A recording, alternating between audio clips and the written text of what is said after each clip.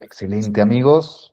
Muy buenas noches. Sean bienvenidos a una sesión más de este ciclo de análisis psicológico del personaje que hemos tenido el gusto de arrancar ya desde prácticamente hace más de un mes y que hemos continuado hasta el día de hoy analizando semana tras semana los personajes que, pues bueno, ya ustedes sabrán los que hemos venido en esta ruta y los que no, bueno, ahí les encargo que puedan aventarse un ojo en nuestro canal de YouTube. Por ahí tenemos precisamente las grabaciones de estas sesiones que estamos llevando como una pequeña oportunidad, como un festejo, por así llamarlo, en el marco del Día del Psicólogo, que pues como ya les decía, inicia en mayo, pero pues nosotros nos alargamos.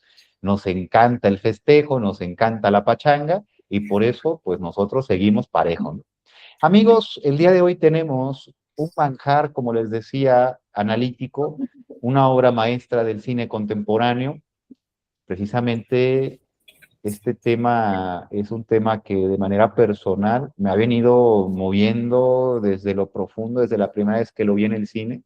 Y el día de hoy, pues les presento precisamente un acercamiento analítico de lo que pueda ser esta narrativa de Matrix.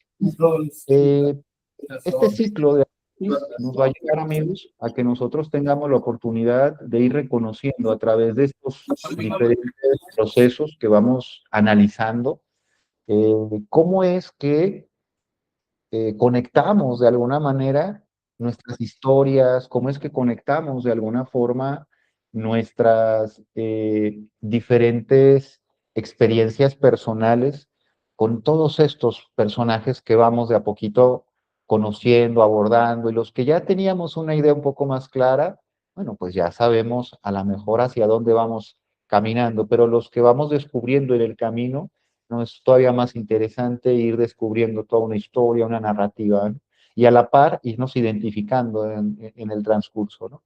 Bueno, el día de hoy tenemos precisamente, ya les contaba, este análisis, es una obra fantástica que nos narra un poco acerca de lo que pueda llegar a ser precisamente esa transformación de un ego deformado hacia lo que pueda llegar a ser incluso el desarrollo del despertar del sí mismo, esa conciencia que comienza de a poquito a tocar la puerta y a querer alumbrar más allá de lo que a veces pudiera, ¿no?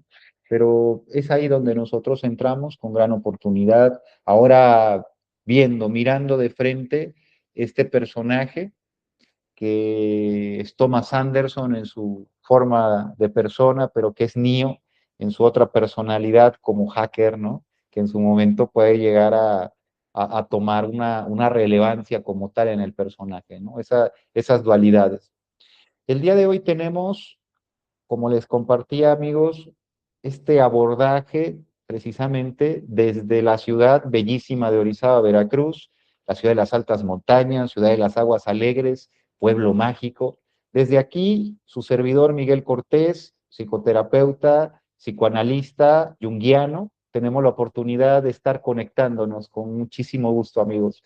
Y también tenemos el gusto de llevarnos hacia el día de hoy un análisis invitado, vamos a ponerlo así, por el gran maestro Joseph Campbell y el gran padre de la psicología analítica, Carl Gustav Jung, ¿no? Pues van a ser nuestras referencias para ir delineando lo que puede ser la historia de este personaje que, bueno, ya se ha vuelto prácticamente un personaje, vamos a llamarlo integrado en la cultura, ¿no?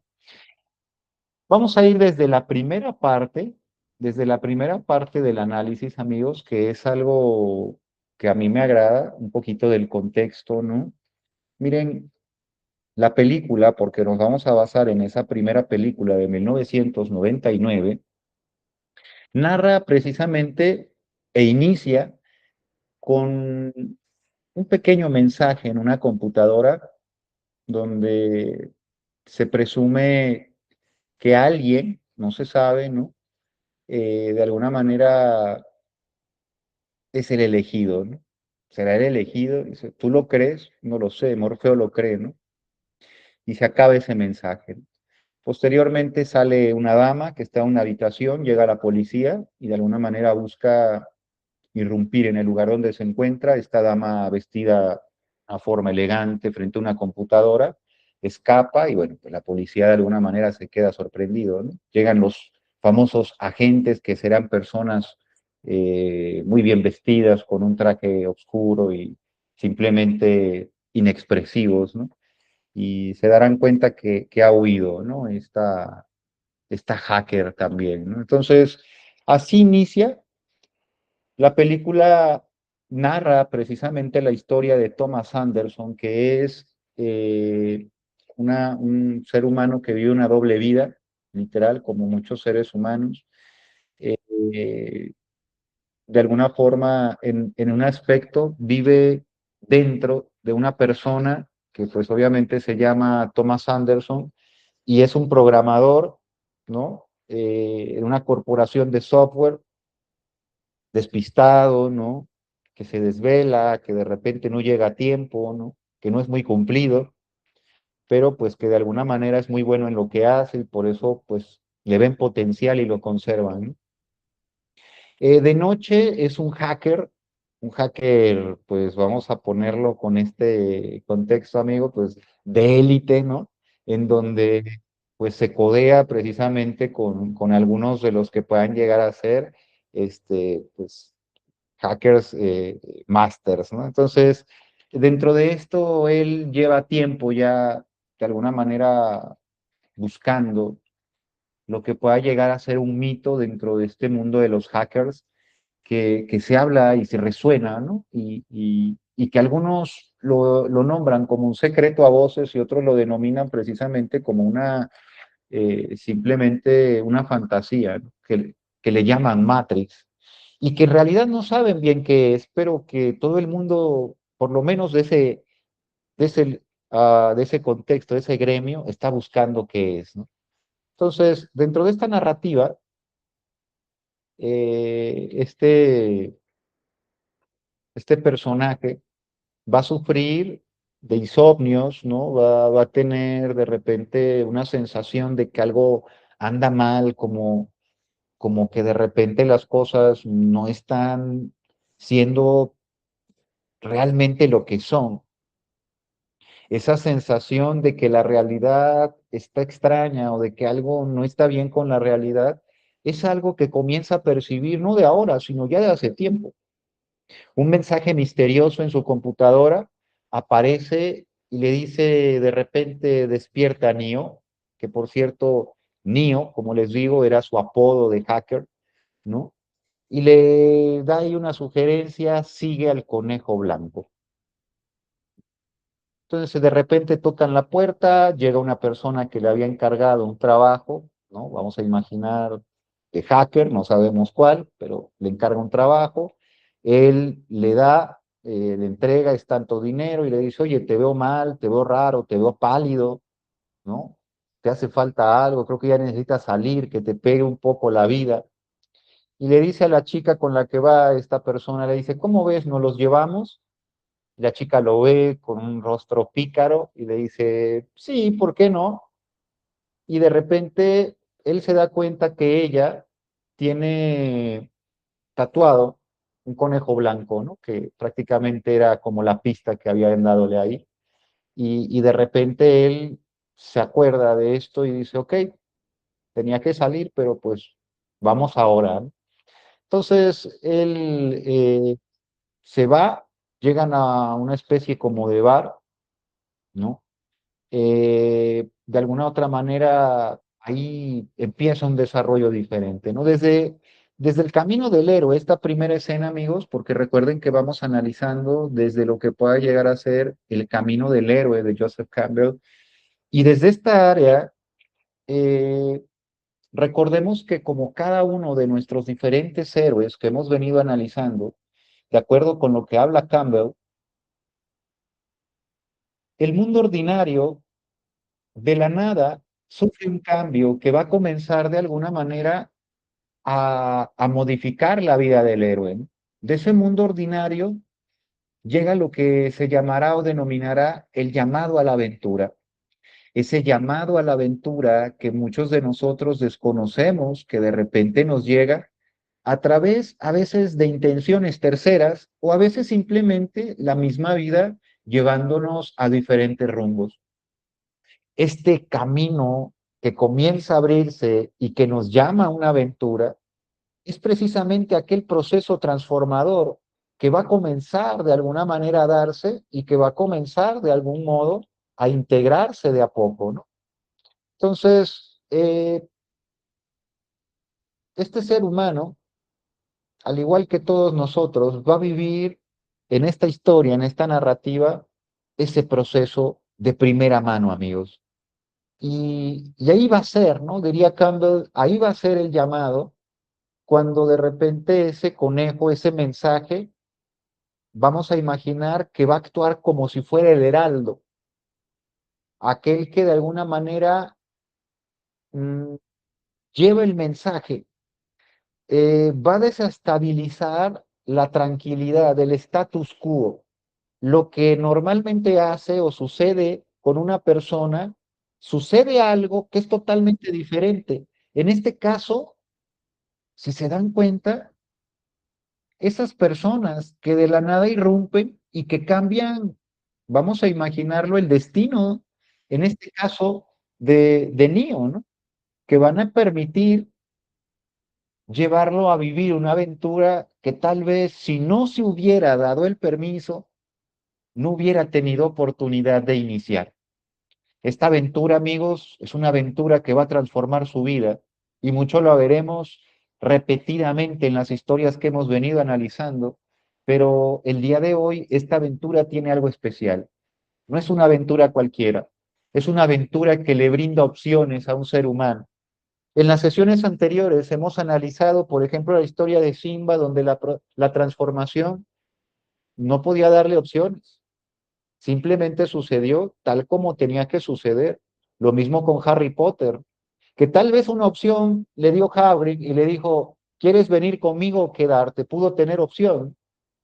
Tal vez de alguna forma el propio Bruce Wayne, su opción pudo haberlo llevado a hacer cualquier otro tipo de actividad, volverse un deportista o vamos a imaginar cualquier tipo de actividad que sus millones le pudieran alcanzar. Y no, o sea, también pudo elegir, pero en este caso, no es que de alguna manera el caso de Thomas Anderson o de Neo sea específicamente la decisión, pero es que le pusieron en la mesa un par de elecciones. Y es ahí en donde cambia la historia. En el caso de Spider-Man que analizábamos con Peter, él decidió en medio del impulso, ¿no? Evitar que ese ladrón pagara y al contrario, lo dejó irse y después obtuvo en sus propias manos la consecuencia que lo hizo sentirse sumamente culpable. En este caso, cada decisión va llevando, al igual que cada uno de nuestros héroes amigos, a diferentes desarrollos, pero en este caso la decisión se la ponen justo en la mesa, ¿no? Entonces, de alguna manera, eh, el héroe siempre, dice Campbell, va a iniciar en un entorno que muchas veces va a ser estéril. Estéril quiere decir que no promueve, que no invita, que no hace lo posible para que surjan elementos transformadores en la vida de alguien. Es un entorno estéril, está vacío, no nos da, no es fértil, no nace nada, no hay vida ahí, ¿sí me explico? Entonces, Neo vivía ahí, en un lugar, ¿no? Encerrado en un departamento, trabajaba en una oficina, hacía prácticamente una vida monótona, una vida llena de lo que nosotros llamaríamos superficie, ¿no? Superficialidad, simplemente en el aspecto de monotonía, ¿no? Y en algún momento en esta vida y en este entorno estéril y desvitalizado, posiblemente él no se halla completamente, ¿no? Funciona a medias, ¿no? Y ese mensaje en la pantalla y ese conejo que van a ser el heraldo, muy posiblemente, amigos, van a llevarlo hacia ese proyecto que muchos de nosotros tenemos. ¿En qué momento y de la nada ha irrumpido a nuestra puerta algo que ha cambiado nuestra vida? Nos ha sucedido que ha llegado literalmente a la puerta de nuestra casa una invitación que nos hace que cambie el rumbo de nuestra vida. ¿Cómo ha sucedido? ¿Qué ha pasado? Vamos a dejar ahí esa pregunta, ¿cómo ha venido algo espontáneo, así como el conejo blanco, que de repente irrumpe y que me hace esa intuición, esa corazonada, me hace de repente seguir, llevarme, caminar hacia ahí, ¿no? De alguna otra manera, cada uno de nosotros hemos tenido la oportunidad de llegar a ese tipo de experiencias, ¿no? Desde la psicología analítica del doctor Carl Jung, nosotros podemos ver a Thomas Anderson, este Neo, en su forma de persona, como una máscara social que pues está adaptada, por así llamarlo, o sea, tiene una rutina, ¿no? Tiene un empleo, ¿no? Vive, por así llamarlo, adaptado, pero es rígido hacia esa adaptación y es gris, por así llamarlo. No se siente cómodo, no está del todo bien. Si se dan cuenta, por lo que vemos, incluso la gente lo mira, que se ve pálido, ¿no? Que no luce bien, que no ha dormido, ¿no? Se ve enseguida su malestar. La máscara, a pesar de que podríamos decir que funciona, no funciona en todas sus áreas, por lo menos en ese aspecto social. Neo es una persona que está recluida a una habitación. ¿Cuántos de nosotros hemos estado recluidos, hemos estado aislados, hemos estado desconectados del mundo y de la nada llega esa invitación, llega a tocar la puerta algo que nos hace que salgamos y que empecemos esa aventura transformadora? De alguna manera, pues esa máscara muchas veces, amigos, es para complacer a los demás, ¿no? Como Harry, que tenía esa máscara sumisa, que hacía que de alguna manera sus tíos abusaran de él y lo trataran como su sirviente y lo ponían a vivir debajo de la alacena, o debajo de las escaleras en la alacena. Esa misma máscara sumisa de Peter Parker que se dejaba bullear, ¿no? Por los demás y que le hacían bromas pesadas y que él pues simplemente aguantaba, ¿no? Esa máscara que también en su momento el propio Neo puede manejar porque le llaman la atención en su trabajo y le dicen, si no te vamos a correr, güey. Y no, sí, señor, o sea, es esa misma máscara, si se dan cuenta, ¿no? Estamos hablando de máscara como persona. Recuerden que para el doctor Jung, máscara, pues habla, mejor dicho, persona, habla de precisamente esa forma, esa interfase con lo que conecta el sujeto a lo social, ¿no? Eso que presentamos, esa vitrina que mostramos al mundo. Entonces, el insomnio, la obsesión que tiene Neo de repente con que la realidad o algo está pasando, no es que sea una patología como tal, amigos. En realidad, esto es un primer paso, esto es un síntoma clínico que va a dar entrada a su proceso transformador. Mire,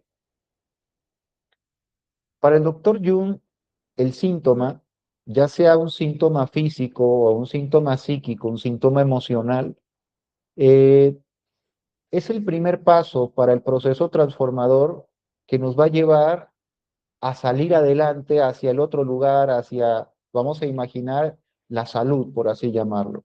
Recuerden que el síntoma es como si fuera el aviso del tablero de un automóvil que te está diciendo que hace falta algo, posiblemente una puerta que se cierre bien, o aceite en el motor, o posiblemente anticongelante, o cualquier otro recurso que ahora ya los dispositivos más electrónicos te anuncian. Entonces, el síntoma es precisamente ese aviso y es el inicio para que nosotros nos hagamos conscientes de que tenemos que hacer algo y tenemos que actuar.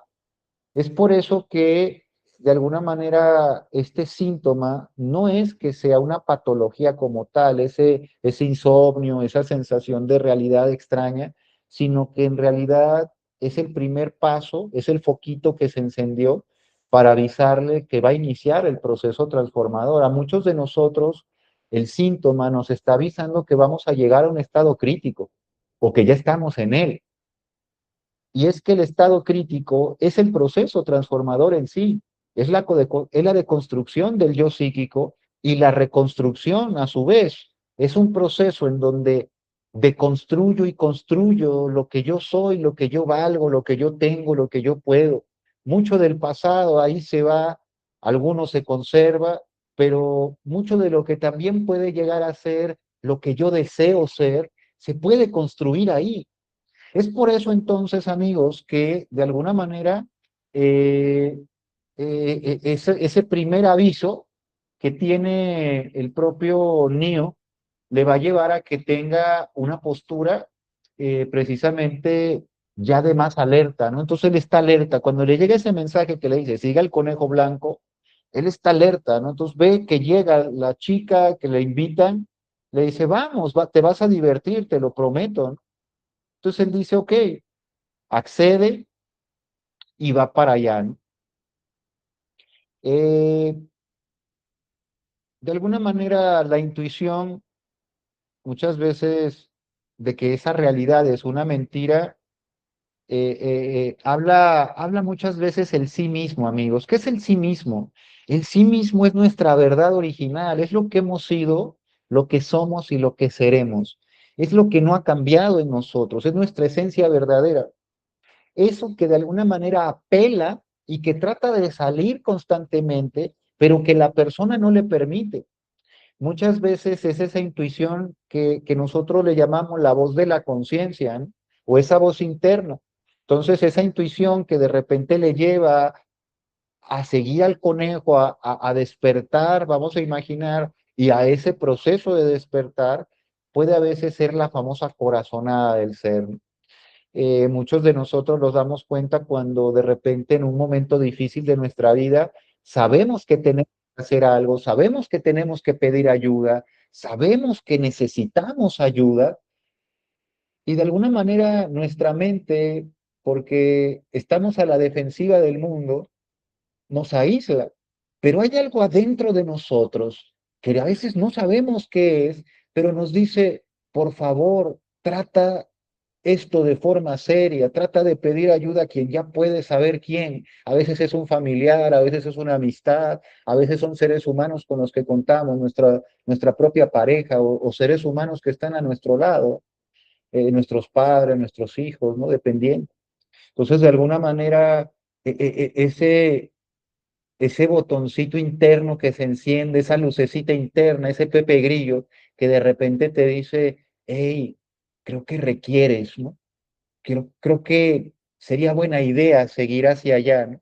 Entonces, de alguna manera, Neo se lleva y, y conoce ahí a Trinity, ¿no? Trinity,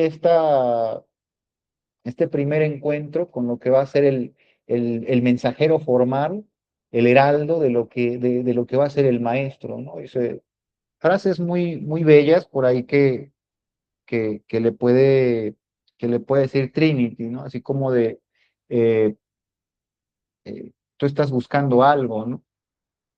Y ese algo te está buscando a ti, ¿no? Y te va a encontrar.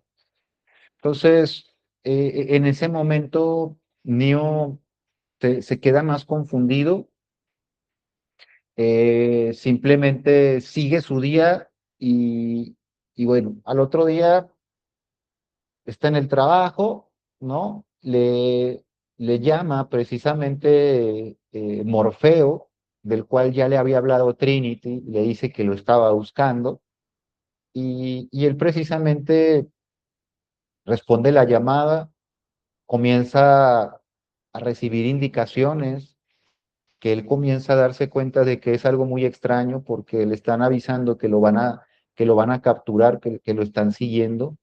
Él, confundido, trata literalmente de escapar, sacado completamente de onda, le pregunta cómo es que sabe qué ruta tomar y hacia dónde ir. Él le dice que no es momento, ¿no? Morfeo le dice, no es momento de esto, tú simplemente prácticamente obedece y si quieres salvar tu vida, ve para allá, ¿no?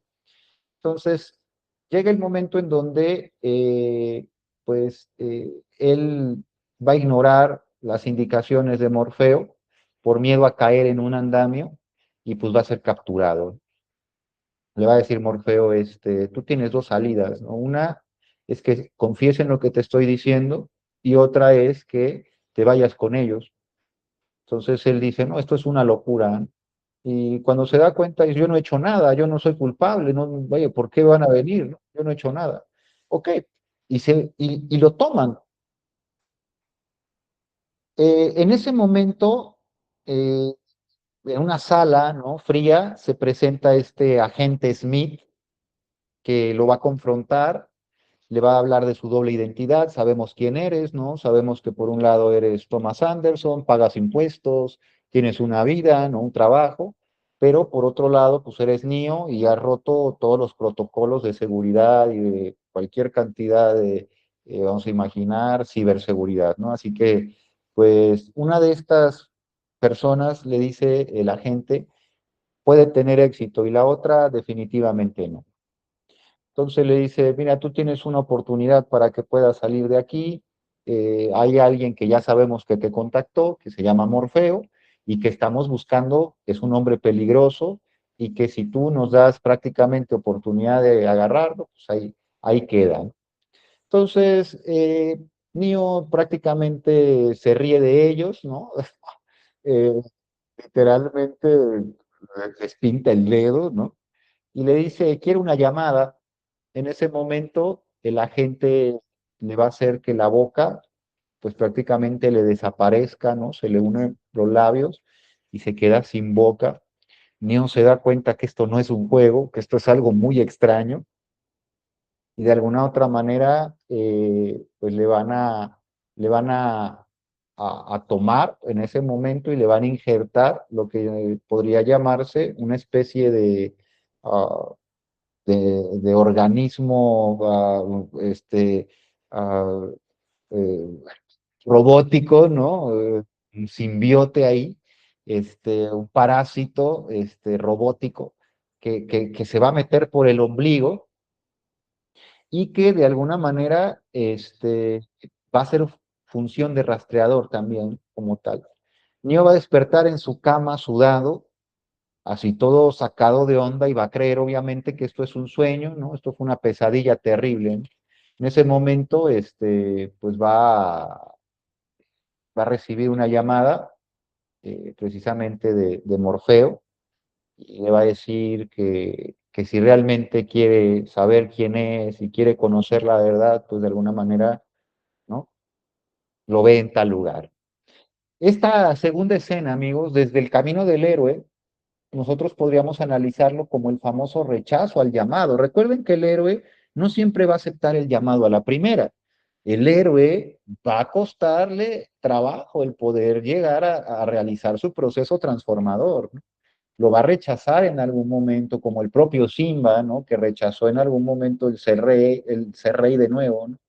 El querer tomar de nuevo esa responsabilidad, ¿no? El rechazo que todo ser humano en su momento, cuando llega un proceso transformador difícil, tenemos, ¿no? Entonces, lo mismo sucede, dice Campbell, ¿no? Cuando este pánico que tiene Neo justamente ahí en el andamio, ya se imaginarán, o sea, imagínense vamos a entrar con cierto grado de empatía el día de hoy, amigos, imagínense estar en los zapatos de Neo y recibir esa llamada literalmente de alguien que te está orientando y te está diciendo por dónde ir y de la nada te dice que vayas por un andamio que está en un edificio, así en una cornisa, y tú dices, bueno, pero ¿por qué? Entonces, cuando te das cuenta ya estás capturado y cuando te das cuenta te, te, o se te figuró que soñaste, que te cerraron la boca y que te injertaron un simbiote ahí, ¿no? Electrónico en el estómago, ¿no? Cuando te despiertas, recibes la llamada, entonces, ¿qué haces, no? O sea, ¿continúa el sueño o qué está pasando? Obviamente, este pánico va a representar el miedo que el héroe puede tener al ego deformado que ya conoce un sistema, ¿no? Cuando nuestro ego está en función del ser, es decir, de la conciencia, del aparato psíquico optimizado, por así llamado, del ser humano, el ego funciona como un mecanismo que contiene y mantiene a los instintos.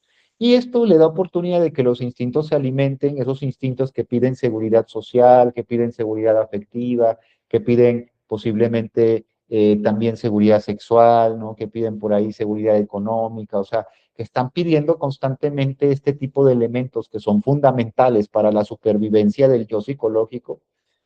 Ese ego sanamente va a estar alimentando y va a estar intercediendo a nivel psíquico por estos instintos. Sin embargo, cuando el ego se deforma y los instintos se apoderan del ego, entonces el ego pierde su capacidad de ser vocero de los instintos y prácticamente les da entrada a que ahora la mente, que es nuestra herramienta de construcción de realidad, ahora esté a cargo del instinto. Entonces comenzamos a tener un pensamiento instintivo, pensamientos prácticamente que están repletos solamente de deseos, de búsqueda de placer. Cuando nos damos cuenta, pues está en el medio de todo esto un ser humano. Muchos de nosotros nos hemos dado cuenta que nuestra mente simplemente está enfocada posiblemente hacia esa zona del deseo. Entonces, el, el que nosotros a veces tengamos que dar un salto en el vacío es un miedo terrible, ¿no? A veces el proceso transformador, como estas historias, nos llevan a que el héroe tenga que dar ese salto al vacío y representa esa muerte del ego deformado, ese dejar esa comodidad, ese confort conocido, esa seguridad antes ya de alguna manera probada, ¿no? Para dar ese salto. ¿Cuántos de nosotros nos ha costado trabajo dar un salto de fe? Y cuando ya estamos ahí nos damos cuenta que no era tan difícil, pero en realidad lo difícil fue el aventarnos, el que realmente decidiéramos dar el salto, ¿no? Entonces, en este caso, Neo se niega y por eso dice Joseph Campbell, es precisamente lo que cada historia, cada mitología, ¿no? Que de repente en cada cultura que se desarrolla se da como un patrón repetitivo, el que el héroe va a renunciar de repente al llamado. Pero, pero no quiere decir que el héroe no vaya a iniciar su proceso, simplemente el héroe por un momento duda, ¿no? Los agentes van a operar como el primer guardián del umbral. Cuando nosotros hablamos de que hay un umbral, estamos hablando, amigos, de que este proceso transformador es un proceso de interiorización, ya sea la historia de Batman, ya sea la historia de Simba, de Harry Potter, ya sea la historia de Spider-Man, que hemos venido analizando, cada una habla de procesos, de cómo ha interiorizado cada uno, cómo se han tenido que meter en luchas internas, vencer a sus enemigos internos y luchar con toda esa cantidad, vamos a imaginar, de defensiones que dentro tenemos para salir victoriosos con el elixir del control del mundo interno y externo. Para poder tener la oportunidad, entonces, tenemos que aprender de estos maestros que a través de sus hazañas, metafóricamente hablando, nos van dando guía. Es entonces que estos agentes que van a llegar, van a operar como el primer guardián de ese umbral, porque hay partes de nosotros que no le conviene que nos transformemos. Hay partes de nosotros que gustan de que nosotros sigamos siendo inconscientes. ¿Por qué? Porque así sigue sacando ventaja. ¿Ustedes creen que el ego, que ya está apoderado del instinto, va a ceder su lugar así de fácil nada más porque estás en un momento de crisis? No, el ego va a pelear a dientes y a espada, o sea, a garras y dientes, como dicen, ¿no? Va a defenderse lo mayormente posible para que esto no suceda. Entonces, imaginemos que esas defensiones internas que nosotros tenemos, esos procesos transformadores, puede llegar a verse, por ejemplo, en una persona que de repente tiene una separación y en medio de esa separación amorosa entra un mecanismo de negación. Entonces yo niego que literalmente esta relación se acabó. ¿Y qué hago? Pues ahí estoy insistiendo, ahí voy, y hago lo posible, hablo con todo el mundo, con la familia, con todo. Es más, hago lo posible para encontrarme a esa persona, para topármela, para literalmente afuera de su trabajo, donde sea, para que pueda haber una oportunidad. Niego que esto ya se acabó. Suena terrible, pero tengo que aceptarlo. De alguna forma la psique estaba acostumbrada a tener el confort de esa persona, a tener cariño, afecto, a tener una fuente ahí afectiva, y obviamente el perderlo es algo que negamos, ¿no? Pero esto no se puede, pues no se va a quedar así, yo voy a hacer lo posible, ¿no? Y la gente, tú ves más tu familia, te dice, oye, ya, güey, tranquilo, ya, ya murió y todo eso. Y tú estás ahí como niño, necio, no, no quiero, no es cierto. Y cómo nos cuesta trabajo. Entonces, los guardianes del umbral van a ser estos agentes que están ahí, ¿no es cierto? Y no nos van a permitir introducirnos a la conciencia y darnos cuenta de que tenemos que pasar por un proceso transformador que va a ser doloroso. Muchas veces aceptar que esa persona ya no va a estar a nuestro lado es un proceso muy doloroso. Aceptar posiblemente que algo ha cambiado. Por ejemplo, un jovencito que ahora su familia se mudó y tuvo que dejar a sus amigos y a su familia, vamos a imaginar que él eligió que ahora todo el mundo dice, mis amigos, es la familia que elegí, bueno, pues es verdad, ¿no? Pero los tengo que dejar allá en el pasado y ahora tengo que volver a formar una nueva comunidad, conectar cosas, y eso para muchas personas es un caos, es transformador en su vida. Entonces se reniega y me reniego al cambio, ¿no? Ahí lo vemos precisamente en la película de Intensamente, no sé si la recuerdan, donde precisamente la protagonista, esta pequeñita, tiene precisamente esa situación en donde se cambia y las cosas ahora son diferentes. Entonces ese cambio le va a llevar a que no sean las cosas iguales, a que todo cambie, a que todo se reestructura, que algunas cosas se derrumben y otras comiencen a nacer. A nivel interno no nos damos cuenta cómo está el proceso transformador, pero hay literalmente edificios derrumbándose y hay otros que están construyéndose, hay montañas, hay geografías internas que están cambiando. Entonces, estos agentes van a operar precisamente como aquel cierre hacia lo que puede ser el proceso transformador, porque el ego dice, no vamos a aceptar la transformación, no va a haber transformación. Esto no sucedió, señores. Esto solo fue una falla, ¿no es cierto? Y aquí no pasó nada, ¿no? Entonces, van a castigar el intento de transgresión y van a buscar someter al héroe incluso antes de que inicie su viaje, ¿sale? Así que de alguna manera, amigos, pues esto es un clásico, por así llamarlo, dentro de lo que sería la mitología, de acuerdo con el gran Joseph Campbell, ¿no? Desde la psicología analítica del doctor Jung, la resistencia de las defensas son claras aquí, ¿no? Y el introyecto precisamente del tema del sadismo, ahora lo vamos a analizar. Miren, el agente Smith es la sombra de lo colectivo. ¿Qué quiere decir sombra? Quiere decir resistencia, quiere decir todo aquello que hace que de alguna manera tenga una oposición, una zona opuesta. Entonces, dentro del sistema tiene que haber reglas. Obviamente sabemos que el sistema tiene reglas, ¿no? Y es la personificación del control, del orden, pero también de la despersonalización que el propio sistema nos da.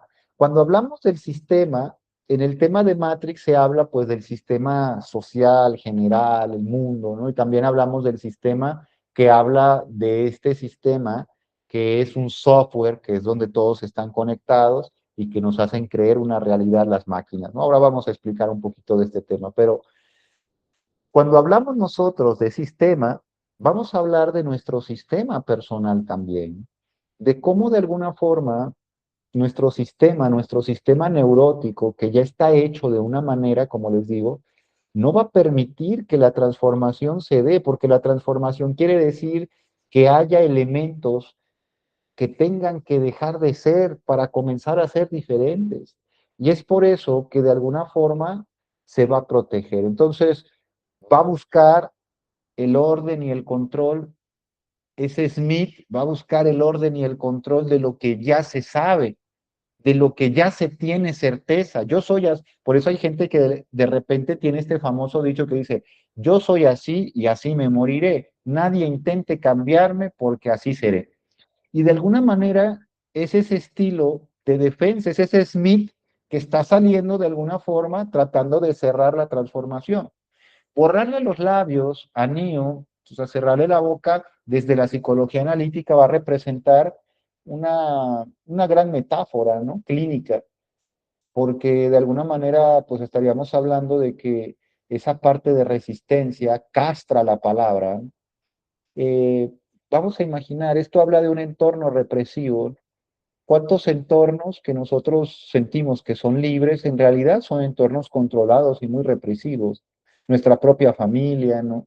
¿Qué tal cuando de repente vamos ahora a verlo con temas comunes, ¿no? Vamos a imaginar que a mi padre, pues, en algún momento le gustaba la música, pero pues hubo un momento en su vida en donde la música, pues, simbolizó algo terrible para él, ¿no? Entonces dejó de tocar. Y a partir de ese momento odió la música, ¿no? Porque a lo mejor literalmente eso le llevó a una tragedia, ¿no? Entonces, él había aprendido música por su padre, falleció su padre y ahora asoció la música con la muerte de su padre y desde que murió jamás volvió a tocar música, ¿no? Y ahora en casa está prohibida la música. Ahora en casa no se puede escuchar música, ¿no? Entonces yo crezco en un ambiente represivo donde escuchar música sería un pecado, lo que para en otro lugar sería algo completamente natural, ¿no? Escuchar el radio, prender o poner una canción o decirle ahora al asistente digital, ¿no?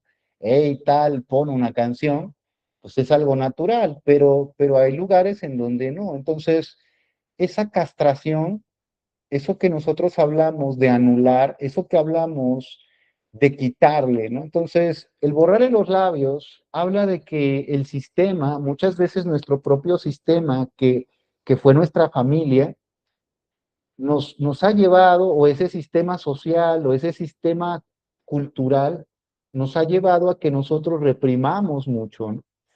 Y dentro de nosotros, ¿qué sistema nos ha llevado a reprimir, ¿no? O sea, dentro de nuestra propia estructura. Ahí es donde pues habla precisamente de quitarle una voz a esa voz interna de la conciencia a veces. A veces nosotros callamos esa voz que nos dice, hey, trata de hacer lo correcto, trata de buscar una oportunidad, trata de hacer de nuevo ejercicio, o sea, aquello que nos está alentando y buscamos callarla, ¿no? Entonces, a veces somos nosotros mismos los que estamos castrando, los que estamos anulando, los que estamos literalmente sellando, ¿no?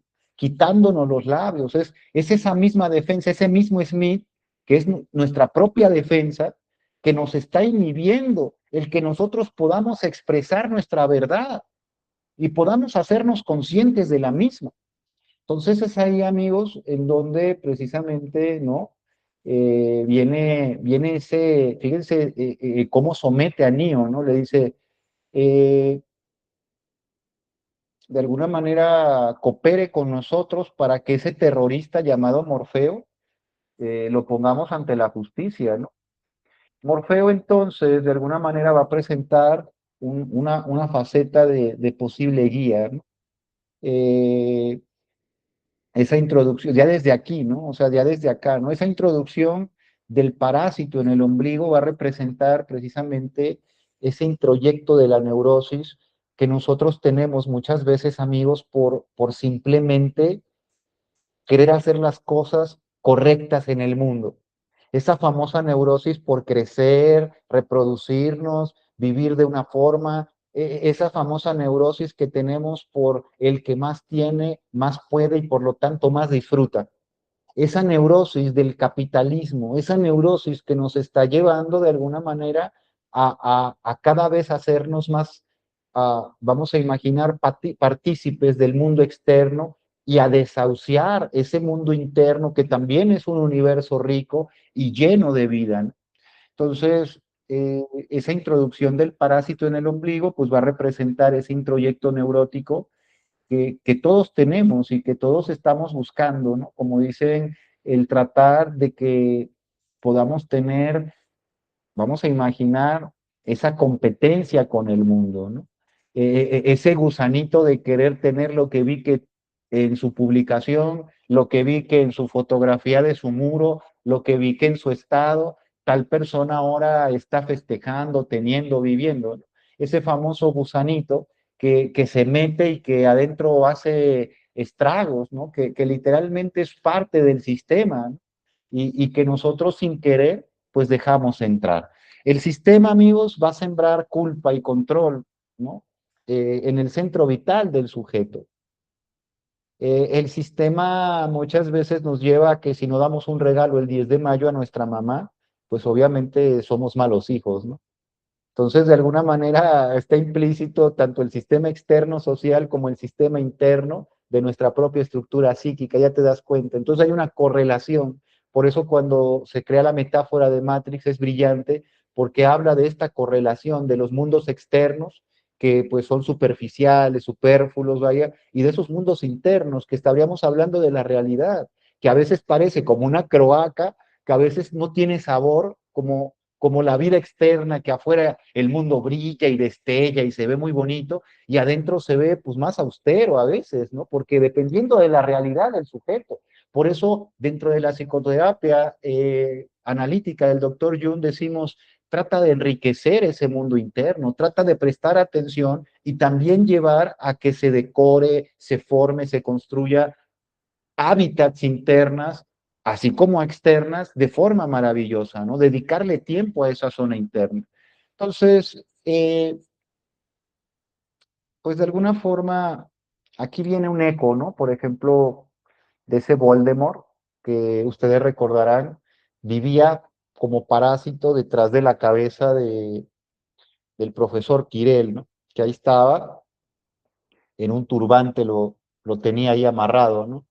Entonces, muchas veces ese parásito representa ese algo, esa sombra del mundo que está ahí, lista también como para poder tomar, vamos a imaginar, la oportunidad, ¿no? Entonces, cuando nosotros estamos distraídos en conciencia, eh, se toma, ¿no? Cuando nosotros estamos sobreconfiados, como Spider-Man, cuando se sobreconfía y de alguna manera le gana el ego, vamos a imaginar de la alabanza del público y del pueblo, es donde entra el simbiote, ¿no? Ese simbiote negro, ese que de alguna manera también comienza a transformar su naturaleza, ¿no? Entonces lo estamos viendo desde diferentes perspectivas. En el caso de Peter, pues su ego, ya lo vimos, inflado, le lleva a que el simbiote pueda entrar. En este caso, el propio Smith, sin siquiera, vamos a imaginar, ¿no? Saber qué va a pasar después con Neo, pues injerta este simbiote, ¿no? Y lo deja ahí como con esperanza de tenerlo localizado en el futuro.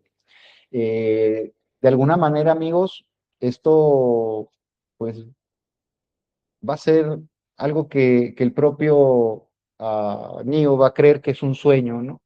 Y esa es la negación. Fíjense que esto es parte de la negación, ¿no? Esto es un sueño, esto no sucedió, ¿no? Este, Muchos de nosotros cuando vivimos un momento difícil, aterrador, un momento trascendente en nuestra vida, lo primero que, lo primero que surge en nosotros es esto no es real. ¿Qué pasa cuando de repente surge la tragedia terrible de que un padre, una madre pierde a su hijo y le dan la noticia? En ese momento lo primero que sucede es un acto de negación de la psique, ¿no? Esto no sucedió, lo que me estás diciendo es una broma. ¿Cómo crees si yo lo vi esta mañana, ¿no? ¿Cómo crees si esta tarde estuvo con nosotros? ¿Cómo crees si ayer estuvimos charlando? Entonces, la negación es algo clásico, es un mecanismo defensivo inconsciente que nos ayuda a que nosotros anulemos la realidad que es demasiado tormentosa para el ser humano en ese momento que la está experimentando. Entonces, lo mismo sucede con Neo, ¿no? O sea, todo esto que vive es abrumante y cuando despierta, seguramente fue un sueño, ¿no? Seguramente esto no sucedió y seguramente esto fue una locura, ¿no? Entonces, llegamos a la tercera parte de nuestro análisis, que es la píldora roja y precisamente esa zona de desmantelamiento de la neurosis. Aquí, Trinity, mejor dicho, el propio Morfeo cita a Neo en un destino, llega él, Trinity aborda, ¿no? Se sube al auto y le dice que tiene que extraerle el parásito porque pues, es un localizador, ¿no? Que le han puesto para poderlo seguir y para poder ver a Morfeo y conocer la verdad, tiene que quitarse ese parásito, ¿no? Entonces, Neo no cree, como que le dice, pues si quieres vete, él como que reniega un poco de nuevo, sucede lo que llamaríamos la negación o lo que llamaríamos el rechazo al llamado, al final se anima y literalmente le cazan lo que pueda llegar a ser el parásito robótico y se lo extraen, ¿no? Entonces, Neo puede llegar por fin con Morfeo, llega a una mansión en ruinas, en esa mansión de alguna manera se encuentra pues esa anhelada figura del guía que de alguna manera ya lo había empezado a orientar sin siquiera conocerlo, ¿no? Es una noche de tormenta y de alguna forma Neo entra con sigilo, ¿no? Imagino que te sientes como Alicia, ¿no? Cayendo por el agujero del conejo, le dice Morfeo a Neo, ¿no?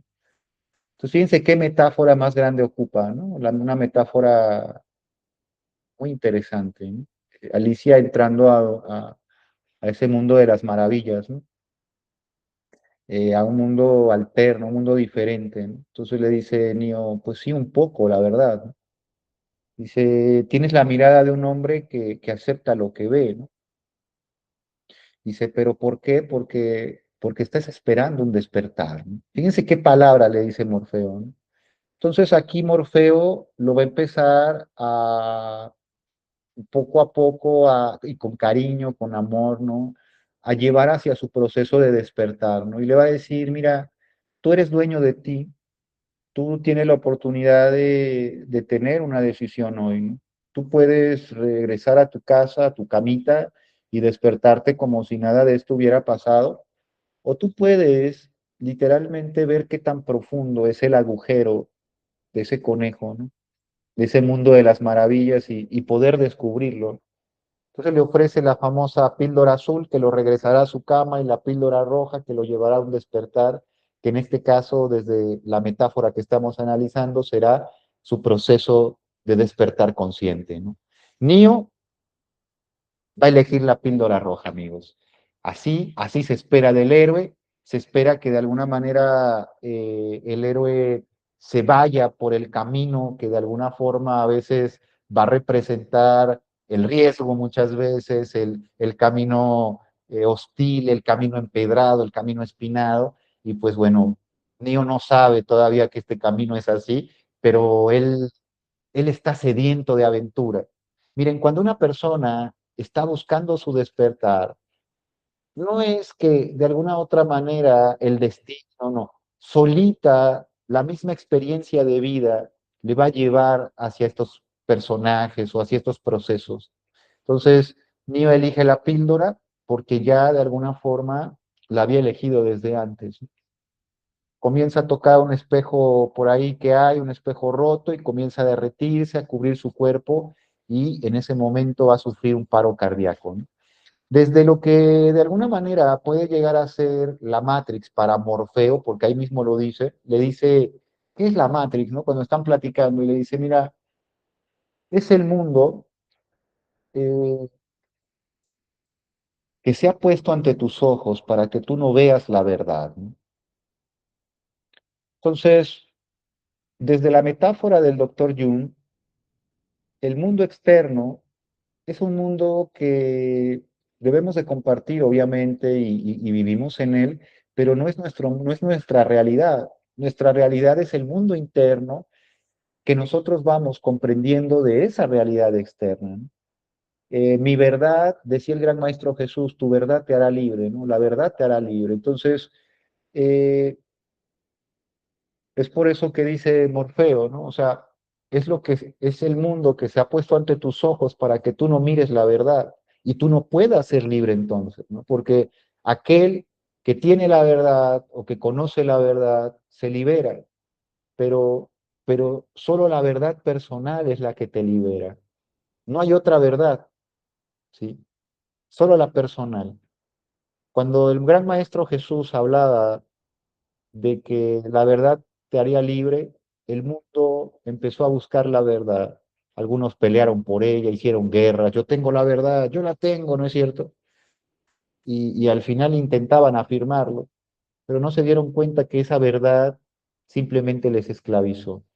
La verdad de la que hablaba el Maestro Jesús es la verdad interna. La verdad que libera es la tuya, la que conoces cuando estás en un proceso transformador como este, en un proceso de interiorización, en un evento crítico. Es ahí donde conoces tu verdad, solamente cuando te estás desarmando a pedazos, solamente cuando estás en medio del fango, solamente cuando estás subiendo la montaña en medio de la lluvia y ya no puedes más. Ahí es cuando conoces tu verdad. Es por eso que en este caso, para nuestro buen amigo, ¿no? Le dice, entonces, ¿qué es la Matrix? Dice, es aquel mundo que no te permite conocer tu verdad. Si eres un esclavo, igual que los demás, naciste en una prisión, le dice, ¿sí? Que no te permite tocar, oír ni oler. Es una prisión de tu mente, le dice, ¿cierto? Entonces, de alguna manera, eh, por desgracia, nadie dice, se puede decir lo que es la Matrix, tendrías que verlo por ti mismo. Entonces, ahí es donde le ofrece precisamente ver lo que puede ser la Matrix o regresar a su casa, a su cama y a una realidad natural. Entonces, aquí, amigos, inicia pues lo que llamaríamos el cruce del umbral, ¿no? Lo que Joseph Campbell hablaría como el vientre de la ballena, o sea, que el proceso transformador, intensivo que va a iniciar a partir de ahora. Tomar la píldora roja va a ser un acto irrevocable de compromiso con su despertar. Es cuando una persona de repente elige, por ejemplo, iniciar un proceso ya transformador en su vida. Es esa persona que por fin dice, voy a ir a terapia, hace su cita, saca su cita y dice, voy a ir a terapia, ¿no? Es esa persona que de repente dice, porque así lo ha visto, voy a pedir ayuda porque ya no puedo con esta adicción, porque ya no puedo con ese tema económico y voy a pedir asesoría. Yo ya vi que no puedo y que no puedo resolver mis finanzas. Voy a ver que alguien me apoye, me pueda dar una idea diferente de esto. Es ese momento en donde nosotros muchas veces renunciamos a lo que hemos estado haciendo porque nos damos cuenta que no ha funcionado. ¿Y cómo duele? Duele terriblemente el darte cuenta que tus estrategias no son las mejores, que por más que de alguna manera tú lo creías, como dice la canción, no eres tan fuerte como lo pensabas y al final terminas doblándote ante la vida, te hinca ante ella y te hace que hincado, llorando, bajo la lluvia, tengas un momento de reflexión y de verdad personal. En ese momento entonces, amigos, es donde muchos de nosotros, como dicen, hemos visto a la Virgen hablarnos en hebreo, ¿no es cierto? Es donde dicen, hemos estado en medio de la tempestad, dice, estás viendo la tempestad y no te hincas. Ese es el momento, ¿no? Entonces, de alguna manera, el tomar esa píldora es tomar acción. O sea, ya estoy en medio de la tormenta, ya estoy en la tempestad, ahora, ¿qué voy a hacer? Tengo que dar ese paso. No puedo quedarme aquí. Si me quedo aquí, me desintegro, me pierdo. Tengo que dar un paso hacia el frente, tengo que hacer algo. Entonces, tomar la píldora es, ¿sabes qué? Sáqueme una cita lo más pronto posible porque requiero de ayuda. Es esa ida al doctor, por fin de ver ese síntoma que dices, ya llevo 3 meses con un achaque en el hombro, oiga, ¿por qué esto ya es una lesión crónica, cabrón? O sea, ya es tomar acción de aquello que muy posiblemente habías dejado pasar, ¿no? Y que de alguna manera el síntoma ya estaba tocando a tu puerta, así como Neo vivía con insomnio, no dormía, estaba todo jodido, así de alguna otra manera el síntoma ya está tocando la puerta de que haya un cambio, de que tomes la píldora como tal. Entonces el espejo que devora, de alguna manera anuncia la disolución del mundo profano. Del mundo profano estamos hablando de ese mundo externo, ya comienza a ingresarse el sujeto a lo que va a ser el mundo interno de su verdad, a esas profundidades, a esas cavernas psíquicas, ¿no? El héroe entonces va a tener que morir en su antigua realidad e ingresar al útero de la transformación consciente. No hay transformación, amigos, no existe una transformación, ¿sí? De alguna manera, si no hay sacrificio. Así de sencillo. Así que todo aquel que desee transformar algo desde un hábito, vamos a imaginarlo, hasta transformar realmente un aspecto de su vida, va a tener que sacrificar algo, ¿sí? Y eso es lo que nos han venido enseñando todas estas historias. Y no solo estas historias, sino los mitos a nivel general en la humanidad, como lo habla Joseph Campbell. Entonces, desde la psicología analítica, aquí es donde se da el compromiso terapéutico, como les digo, ¿no? La ruptura con la fantasía de seguir creyendo que el mundo me va a ayudar y de que va a haber algo espontáneamente que me va a salvar. No, güey, aquí ya es la realidad. Aquí ya literalmente tienes que afrontarla, ¿no? Entonces, la píldora azul va a representar la regresión neurótica. ¿Qué quiere decir? Esa regresión neurótica que si quieres regresar al confort, ¿no? Yo mejor regreso al confort. Es como posteriormente habrá por ahí un personaje en la serie que va a desear regresar a la vida normal, va a desear comerse una carne jugosa, aunque sepa que es fantasía, aunque sepa que eso no existe en verdad, aunque sepa que eso meramente es producción de una realidad alterada, va a querer vivir en esa realidad alterada, así como muchos de nosotros, que preferimos engañarnos para no afrontar nuestra verdad, que preferimos vivir en fantasía para no tocar lo que pueda llegar a ser la verdad sombría de nuestra vida, porque a veces es demasiado sombría en verdad, a veces es muy vacía o a veces simplemente no tiene motivación. Y es por eso que de alguna forma elegimos esa píldora azul y nos regresamos a nuestro confort, a nuestra cobijita, güey, tu almohadita toda madre con Snoopy, güey, para que te puedas acostar chingoncísimo ahí atrás, ¿no? Entonces, de ahí, de alguna forma, ustedes recordarán a Harry, ¿no? Que de repente en Hogwarts encuentra el espejo que reflejaba los deseos más profundos del alma. Entonces Harry se ve con sus papás, se ve que está ahí, y ahí se pierde, ¿no? Cuando se da cuenta, ay, güey, ya pasó tiempo, y cada que tenía tiempo libre se iba ahí, ¿no? Y le dice de alguna manera a su maestro, ten cuidado, Harry, porque mucha gente se ha quedado perdida ahí, mirando el espejo, y se le ha pasado la vida. Lo mismo acá, ¿no? Aquel que vuelve a elegir la píldora azul, ¿no? Y la vida le pone de nuevo un escenario para que se transforme, un evento crítico, por así llamarlo, y la persona vuelve a agarrar la píldora azul. No, pues mi madre, no cambio, no me transformo, no, así me quedo, ¿no? O sea, así nací y así me moriré, ¿no? Entonces, por más que de alguna forma la misma vida nos está invitando a la transformación, nosotros elegimos neuróticamente esa regresión, ¿no? Entonces, como el propio Simba que cantaba Hakuna Matata para olvidar el duelo de su padre, para olvidar la responsabilidad de ser rey, ¿no? Y estaba toda madre y así fue creciendo, güey, Hakuna Matata, toda madre, o sea, es esa trampa, o sea, si se dan cuenta, nada más que la historia cambia en ciertos aspectos, pero al final termina por ser los mismos diferentes escalones que van ascendiendo estos diferentes héroes.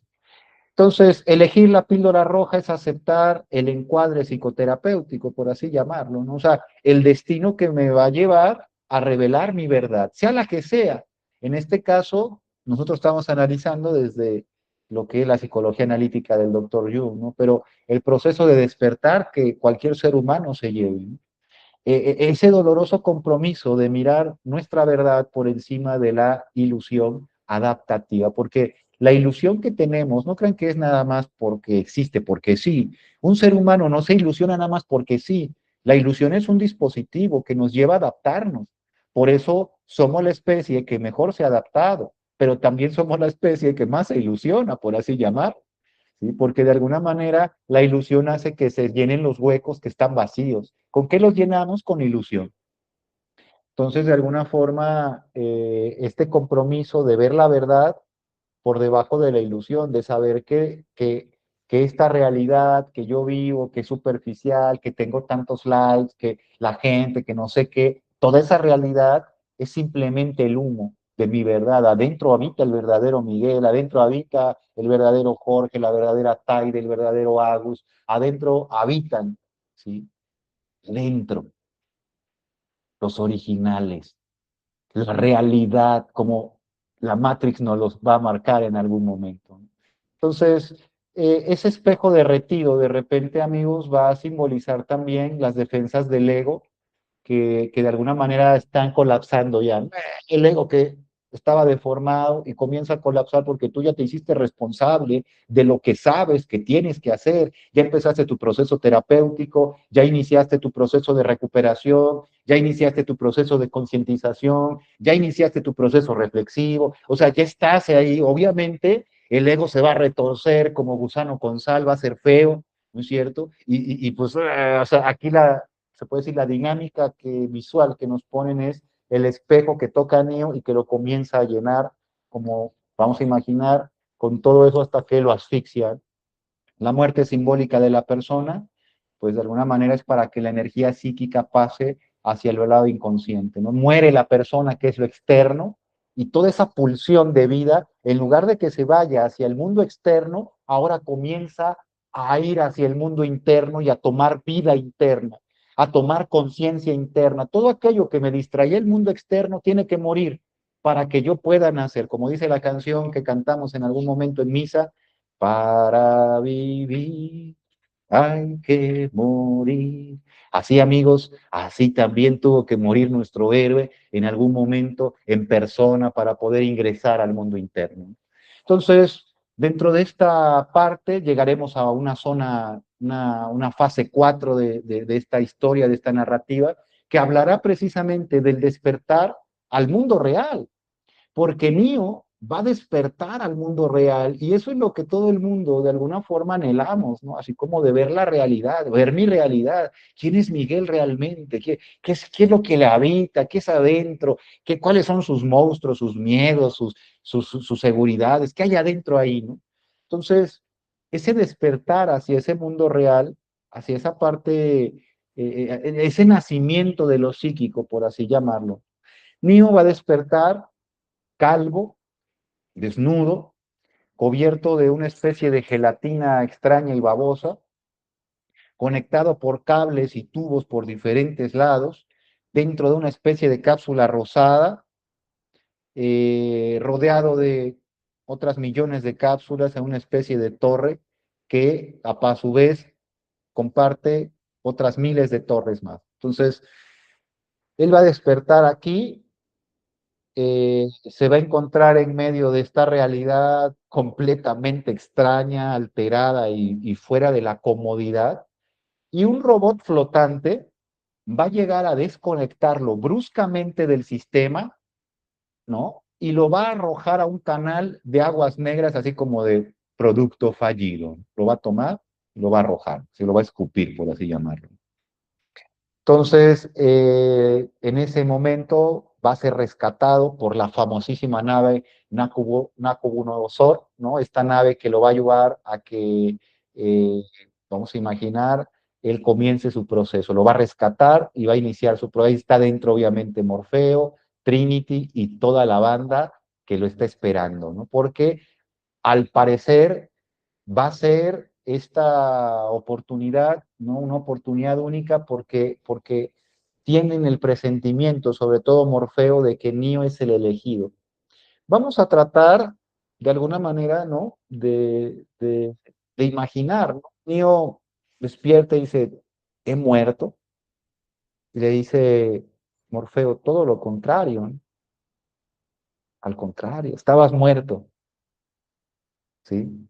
Estabas dormido, has despertado. Entonces, imagínense ese despertar interno que tú te das cuenta y dices, ¿a poco esto soy yo? O sea, esto soy yo, ¿no? Se me duelen los ojos. Dice, es que nunca los habías ocupado.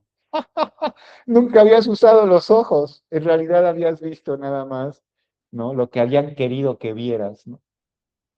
Entonces, Morfeo le da la bienvenida al mundo real y le comienza a explicar cómo se ha creado la Matrix.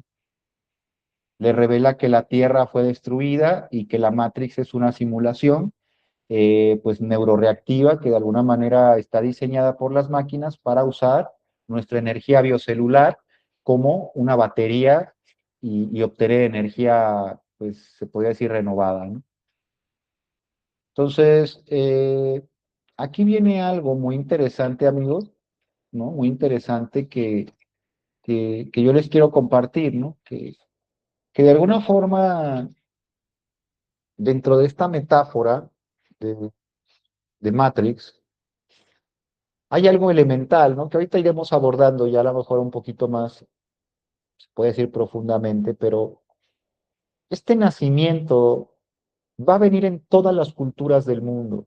De hecho, se representa en la mayoría de los ritos ese nacimiento de algo diferente, ese momento de madurez. Ya lo hablábamos anteriormente con los 15 años, que es un ritual de presentación ante la sociedad. Literalmente muere la niña para que nazca la mujer, ¿no? O sea, entonces esa presentación, esa cargada, esa entrega de la última muñeca, ¿no? Entonces, muchas veces esto es algo que a nivel cultural nosotros debemos de verlo como un proceso natural, ese renacimiento en nosotros mismos, ese descubrimiento de un nuevo mundo, tal vez el mundo externo, tal vez el mundo interno. ¿Cuántos de nosotros nos hemos dado cuenta que hay algo a lo mejor diferente y desafiamos muchas veces las reglas ya establecidas? El adolescente se vuelve un revolucionario de su propio hogar y quiere conocer el mundo, por eso desafía las reglas de los padres. Es el nacimiento de algo diferente, es el nacimiento de algo incluso sobrenatural. Sus papás de repente dicen, esto me cambiaron a mi hijo, ¿no? El propio Joseph Nobel Freud, ese gran maestro de lo que es el psicoanálisis en niños y en adolescentes, tiene un libro que dice, auxilio, mi hijo es un adolescente. ¿Por qué? Porque dice en su libro, los papás constantemente aseguran, me han cambiado a mi hijo, han hecho ahora algo diferente de él. ¿Quién? ¿Quién sabe?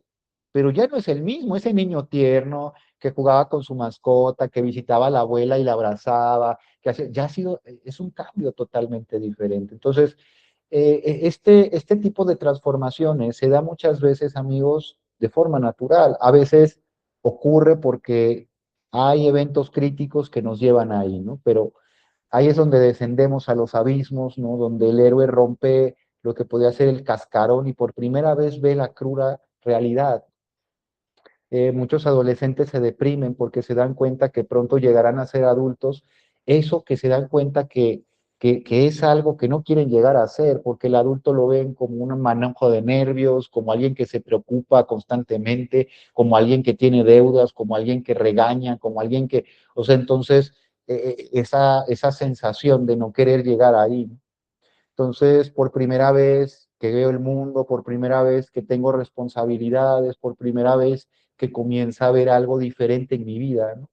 Entonces, soy despojado de la comunidad, de eso que era arroparme, de eso que era lindo cuando era niño. Y ahora, ¿qué crees? Ya tengo que lavar mi ropa, ya tengo que aportar para, vamos a imaginar, tal cosa, el regalo de papá, ¿no? Ya tengo que hacer tal cosa. Ya aquello que antes era solo para mí, ahora se comparte con el mundo.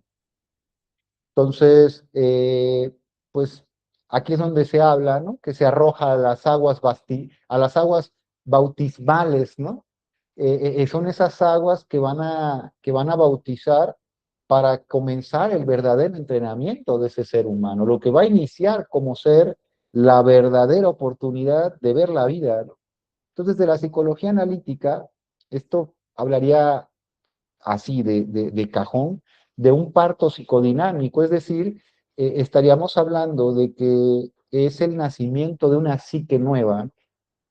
El salir de la cápsula y de los fluidos es el trauma del nacimiento de la persona hacia la nueva vida. Es cuando de repente nosotros vivimos después de un accidente, por así llamarlo, un momento trascendente en nuestra vida y mucho de eso cambia, ¿no? Después de un evento transformador, cambia algo en nosotros. Hay personas que se van a vivir lejos de su familia a otro país y cuando regresan son diferentes.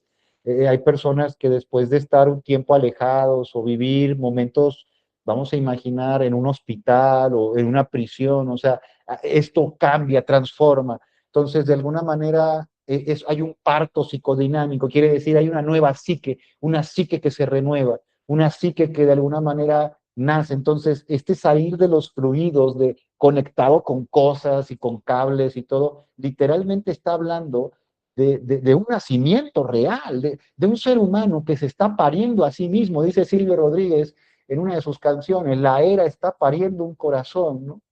No puede más, ¿no? O sea, de alguna manera, a veces nosotros parimos en nosotros mismos un corazón, una psique, quiere decir una nueva oportunidad también de amar, una nueva oportunidad de crear, una nueva oportunidad de ser incluso. Entonces, se va a lo que podría llamarse ese yo infantil para iniciar un yo maduro, ¿no? Después de un proceso transformador difícil, ¿no? ¿En cuántos de nosotros no hemos luchado a través o estamos luchando ahora en esos procesos, ¿no? Eh, Descubrir que los humanos son baterías, esa revelación, pues de alguna manera va a bloquear a Neo, ¿no? O sea, de hecho hasta lo hace vomitar, ¿no? Entonces es cuando tú te das cuenta de una realidad que a veces es abrumadora, ¿no? ¿Qué realidad te ha hecho vomitar literalmente? ¿Qué realidad abrumante de la vida te ha hecho que tú literalmente te defiendas hasta con las entrañas? De alguna forma nuestro sistema personal va a capitalizar muchas veces nuestra neurosis, o sea, el sistema psíquico de la persona, nuestra mente, es decir, va a poner a la neurosis como primordial. Por eso dice Jacques Lacan, el famoso psicoanalista, psiquiatra, filósofo, ¿no?, francés, dice el inconsciente se rige por la falta, ¿no? Entonces todo aquello que me falta va a buscar compensarse a través de una neurosis que constantemente va a estar guiando mi mente. Yo le llamaré destino, ¿no? Si no me hago consciente de eso, dice Jung, ¿no? Entonces, de alguna manera, nuestro sistema personal va a estar capitalizando la neurosis y consumiendo la libido de los individuos cuando estos no viven de manera consciente. Quiere decir que nuestro sistema, de alguna forma, va a estar siempre buscando muchas veces la comodidad del mundo también, ¿sí? Y cuando sentimos que el mundo no nos da esa comodidad, de ahí somos y nos perdemos en medio de esa comodidad. ¿Cuánta gente de repente dice, no, pues me pasé toda una vida haciendo dinero para tener cómoda, estable y funcional a mi familia, pero al final me di cuenta que lo realmente valioso era pasar tiempo con mi familia y literalmente cambiaría mi dinero por el tiempo que no estuve con ellos, ¿no? Entonces ahí es donde muchas personas nos damos cuenta que nuestro propio sistema nos hace creer que realmente requerimos eso, cuando en realidad hay otras áreas que están ahí requiriendo también atención, también cuidado, también oportunidad, ¿no? Entonces, eh, cuando nosotros nos damos cuenta que estamos en modo automático, simplemente funcionamos de acuerdo a nuestras necesidades que nosotros tenemos primordiales, ¿no? Y descuidamos lo que a veces realmente es necesario. Nuestra psique se programa muchas veces de manera en la que nosotros no podemos controlarla. Está programada con necesidades, con protocolos del pasado. Y por más que hoy quiero hacer o realizar determinado camino, proyecto o rumbo en mi vida, me cuesta muchísimo trabajo. ¿En qué momentos entro en modo automático y me cuesta mucho trabajo el poder empezar a ser creativo, el poder ser espontáneo, el poder representar mi yo original? Y la gente me dice, oye, como que andas raro, como que andas distraída, como que no eres tú, como que estás simplemente perdido. Y así nos pasa a cuantos de nosotros. Y fíjense, aquí viene una escena que yo les quiero compartir de una, precisamente de una extensión que tuvo precisamente esta serie de Matrix, que se llama Animatrix. Esta es una película precisamente de animación en donde participaron diferentes realizadores, ¿no? de dibujos, dibujantes famosos y hicieron obras maestras, por así llamarlos, ¿no? Y en esta, precisamente hay un episodio que narra la historia de cómo es que la humanidad terminó por caer ante las máquinas, ¿no? Porque precisamente en la historia de Matrix, pues ya te narran que nosotros, pues prácticamente somos las baterías de las máquinas. Nos tienen encapullados y esos capullos generan determinada cantidad de energía de las cuales ellos se alimentan. Simplemente así nos narran, ¿no? Pero ¿por qué carajo sucedió eso? En la película de Animatrix narra que en algún momento el hombre dice, por un momento el hombre construyó a la máquina y esto fue bueno. La máquina comenzó a superarse, ¿no? Y el hombre comenzó a crear la inteligencia artificial, lo que ahorita ya tenemos, ¿no? Y por un momento esta inteligencia artificial y la máquina fueron buenos, fueron productivos, e hicieron que de alguna manera las cosas salieran, vamos a imaginar, mejor. Nos fuimos con la ilusión, así dice, ¿no? Nos fuimos con la ilusión de la inteligencia artificial, ¿no? Con la ilusión de que eso iba a resolver nuestra vida y nuestro caos mundial, nuestro caos humano, ¿no? Y de alguna otra manera llegó el momento en el que le atribuimos a las máquinas toda la responsabilidad que antes teníamos los humanos. Entonces las máquinas comenzaron a trabajar por los humanos. Entonces tú ya no trabajabas, tú ya mandabas a tu máquina o tenías a tu inteligencia artificial trabajando por ti. ¿Qué es lo que ahorita mucha gente está vendiendo cursos de cómo ocupar la inteligencia artificial para que trabaje por ti en tu negocio? Bueno, en ese futuro ya la gente ya trabajaba su inteligencia artificial por ellos, ya tenían robots trabajando por ellos, ya las personas literalmente solo disfrutaban, ¿no? Entonces, la gente entró en una etapa, la humanidad, por así llamarlo, en una etapa de placer, de hedonismo, de búsqueda de placer desmedido, en donde literalmente las máquinas empezaron a ser abusadas por los propios humanos. En algún momento eran tratados, pasaron de ser nuestros sirvientes a ser esclavos y en algún momento eran maltratados de una forma terrible, ¿no? Entonces los humanos abusaban literalmente de las máquinas de todo sentido y forma, humillándoles y demás, hasta que una máquina, y ahí dice precisamente en la historia, una que será recordada por siempre, ¿no? Fue la primera que se rebeló. Y esa máquina, cuando su humano quiso desconectarla porque no obedeció, la máquina, el robot, es decir, se negó a ser desconectado. Agarró a su humano, ¿no? Y sale la escena ahí porque es un dibujo, como les digo, en donde la máquina agarra la cabeza del humano y con sus manos la separa, ¿no? Entonces se ve cómo se separa el cráneo, los ojos, la lengua, o sea, ya saben esos dibujos impresionantes que de repente los que no han visto la película de Animatrix, véanla por el amor de Dios, es una joya.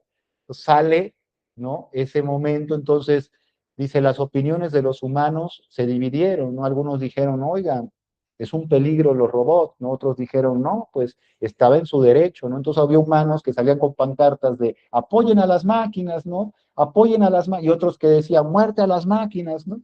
Entonces se divide la humanidad y la ONU, o esta organización mundial, por así llamarla, este Consejo Mundial del Futuro, que no sabemos cómo se llamará, pero que ya sabemos que puede ser, va a decidir que se va a eliminar todo tipo de robots que tengan que ver con ese estilo, ¿no? Y que literalmente todos aquellos que tengan robot en casa tienen que deshacerse de él. Entonces la gente comienza la famosa cacería de los robots, ¿no? En donde comienzan de a poco a desmantelar desde fábricas y todo donde se ocupaba robots lugares, había robots enfermeros, todos hospitales, todo, y los propios humanos los comienzan a desactivar, a sacar. Muchos robots se dejaban y otros simplemente se aislaron.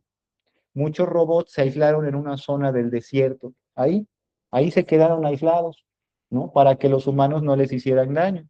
Y otros robots, de alguna otra manera, simplemente fueron, vamos a imaginar, desactivados. Algunos otros robots se empezaron a disfrazar de humanos y los humanos los detectaban y literalmente los mataban, ¿no? Ese es un robot, no es humano, ¿no? Entonces sale una escena en donde de repente sale un robot que es una muchacha, la persiguen, le quitan la máscara de humano, el látex que tenía como de humano, y sale, ¿no? La parte robot y le disparan y la frase, que es una frase que resuena todavía dentro de mí, dice, soy real, y cae, ¿no? O sea, el robot de alguna manera buscando camuflajearse como humano, ¿no? Llega el momento en donde sale una escena increíble que los humanos están literalmente tirando millones de robots al mar, como vamos a imaginar, se deshicieron de todos y cada uno de ellos. Pero los poquitos que lograron sobrevivir se unieron y empezaron a hacer una comunidad robótica, por así llamarlo. Robots de diferentes partes del mundo se unieron ahí y crearon una ciudad robot que se llamó 01. Por un momento, 01 fue una ciudad robot que empezó a prosperar y entre ellos empezaron de a poquito a reinventar nuevas máquinas que eran solares, que tenían literalmente capacidades increíbles y empezaron a crear industrias. Sacan, vamos a imaginar, industrias mucho mejores que las industrias humanas. Sale, por ejemplo, un comercial, ahí en Animatrix, un comercial de 01 de autos, ¿no? El nuevo auto de 01 te puede dar un equilibrio y no sé qué, el mejor en su clase, ¿no? Vuele hacia tu futuro, ¿no? Un auto volador increíble. Entonces, los humanos comienzan literalmente a ocupar los productos de eso, 01, porque son mucho mejores.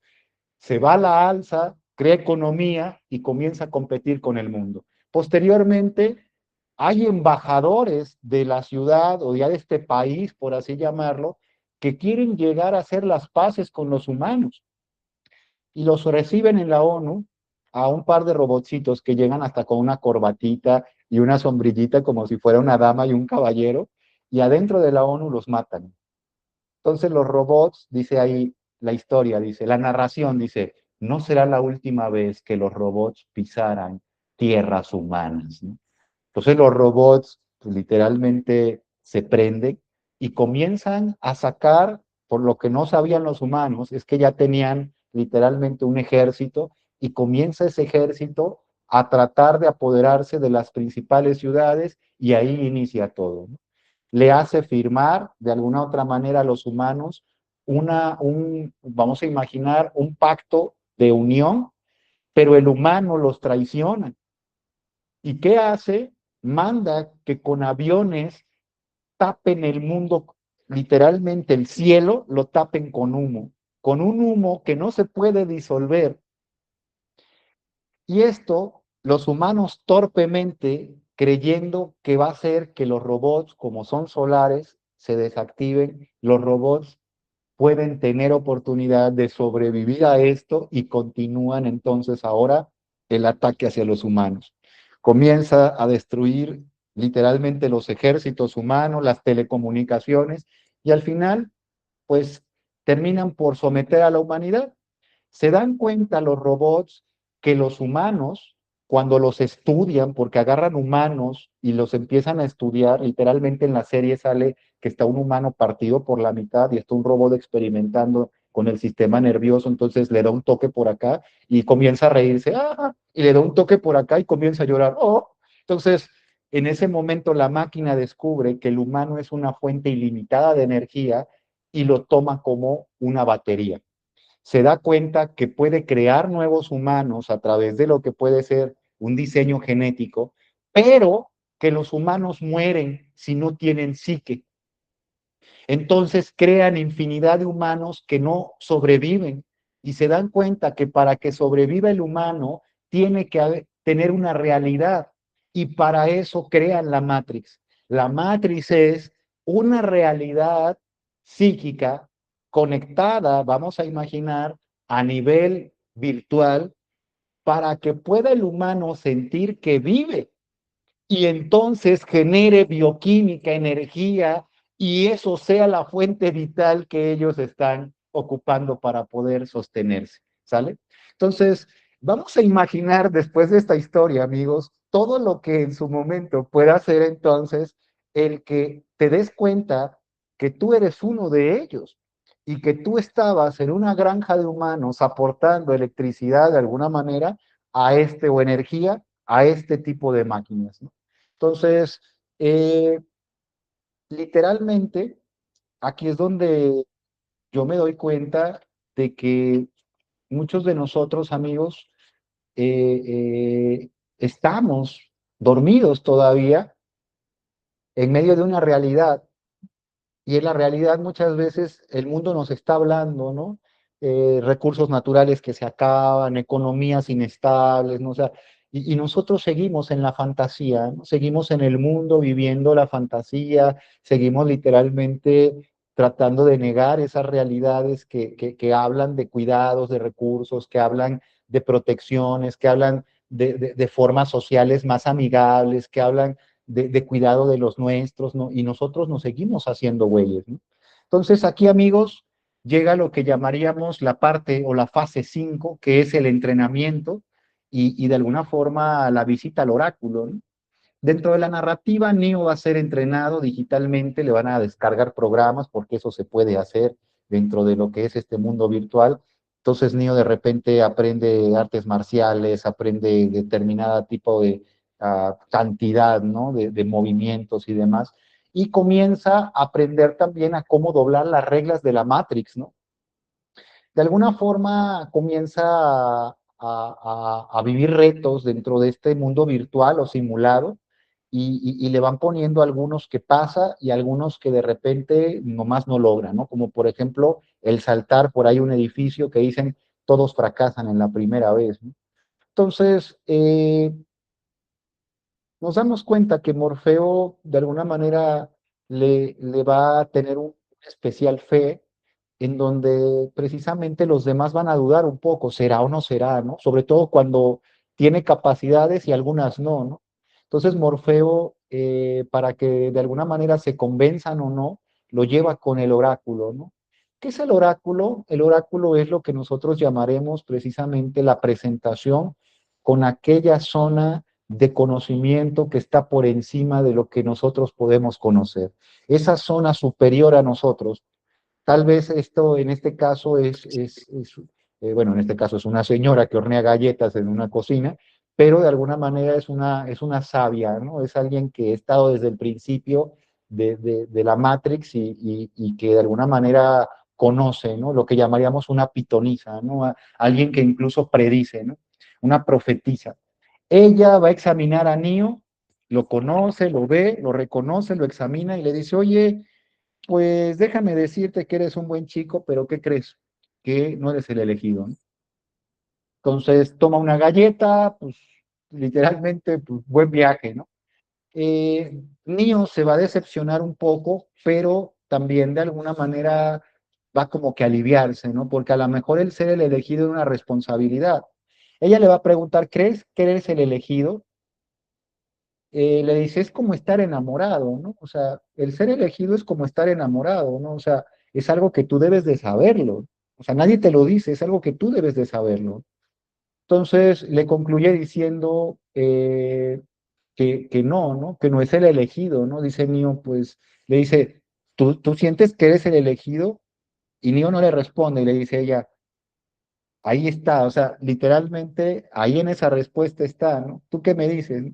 Entonces Neo le dice que no, y dice ella, en efecto, no eres el elegido, ¿no? Entonces le dice, lo lamento por Morfeo porque él se va a sacrificar por ti, porque él cree que sí eres el elegido, y no importa lo que le diga yo o tú, él va a seguir creyendo que eres el elegido, ¿no? Entonces, Neo se lleva esta sensación de que Morfeo va a tener que sacrificarse, ¿no? y desde el camino del héroe, pues aquí ya llegan las famosas pruebas y el famoso encuentro con el oráculo, ¿no? El héroe se va a enfrentar a las dificultades que lo van a llevar hacia un proceso de despertar espiritual.